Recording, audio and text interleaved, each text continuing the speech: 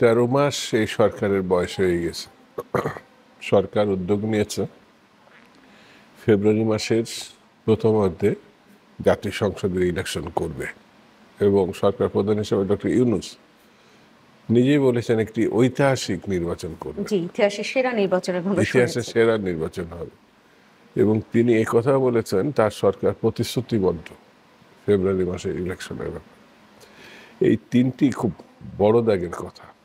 Doctor Yunus একটা জগৎ বিখ্যাত ব্যক্তি আমাদের দেশে, দেশে বিদেশে তার শুধু পরিচিতি না সুপরিচিতি আছে। তো তার কাছ থেকে মানুষ ভালো কিছুই আশা করে, কিন্তু জিজ্ঞাসা যে কোনো কারণে হোক তারা এবং তাদের দলে এই জন্য বলছে ডক্টর ইউনূস উৎসাহিত করার পর গণঅভ্যুত্থানে যারা সম্পৃক্ত ছিল তাদের একটা বড় অংশ একটি নতুন দল গঠন করেছে। যেটা আপনি বললেন, এই নতুন দলের পক্ষ থেকে বলা হয়েছে তাদের চাহিদা মতো যদি না দেওয়া হয়, মানে প্রতীক মার্কা, তাহলে তারা নির্বাচন হতে দিবে না।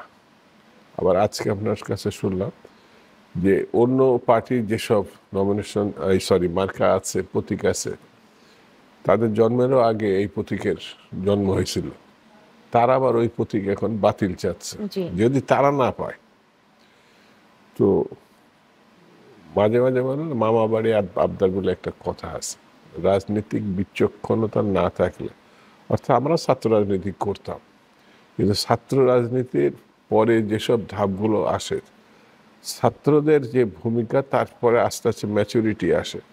তো এই দলটির মধ্যে আমার কাছে যেটা মনে হয়েছে, কেউ কেউ বলছেন এই দলের নির্বাচন কি করা হয় দেখে নিব। তারপর আরেকটি দল বলেছে জুলাই সনদের মানে ভিত্তিতে নির্বাচনটা হতে হবে, তাছাড়া তারা নির্বাচন অ্যাকসেপ্ট করবে না, আইনি ভিত্তি লাগবে। যে হ্যাঁ, সেটা তারা আমার কাছে যেটা মনে হয়েছে যে গণতন্ত্রের উত্তরণ যারা চায় তাদেরকে আরো সতর্ক ভূমিকা পালন করে সামনের দিকে যেতে হবে। সেটি হচ্ছে এই জুলাইয়ের সনদ, আমি যতটুকু জানি কম বেশি একটা জায়গায় একটা মতের কাছাকাছি আসছে।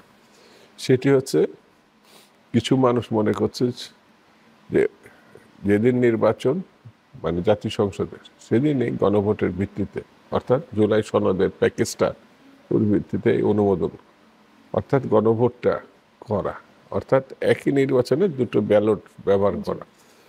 বিএনপিও এই ধরনের প্রপোজাল এক ধরনের একটা প্রপোজাল আছে। আমার কাছে মনে হচ্ছে এটা বাস্তবোচিত এই কারণে, দুটো নির্বাচন কম সময়ের ভিতর দখল এবং অর্থনৈতিক বিষয়টি এটা সামাল দেওয়া এখনকার পরিস্থিতিতে খুব কঠিন হবে।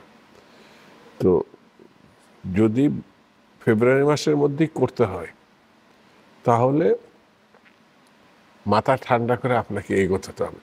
আর যদি কোনো কারণে আমরা এই নির্বাচনে নিজেরাই নিজেদের ভূমিকার কারণে বিঘ্নিত করি, যে সংকটগুলো ইতিমধ্যে দেখা দিচ্ছে, এই সংকট আরো তীব্র হবে।